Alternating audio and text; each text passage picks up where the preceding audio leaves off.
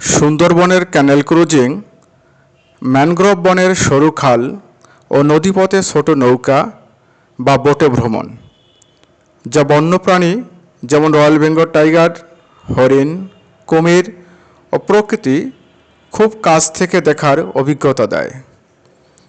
ভোরে বা বিকেলে ইঞ্জিন চালিত নৌকায় খালে ঘুরে বনের নীরবতা এবং বন্যপ্রাণী দেখার শ্রেষ্ঠ সময়।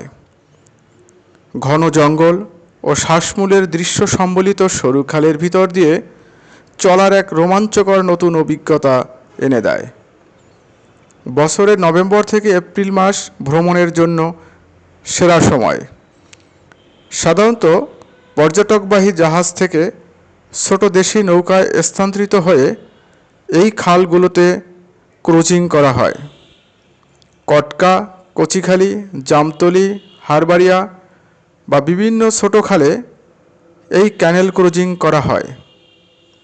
এটি সুন্দরবন ভ্রমণের অন্যতম প্রধান আকর্ষণ, যা বনের শান্ত ও আদিম রূপকে খুব কাছ থেকে উপভোগ করার এক দারুণ সুযোগ এনে দেয়।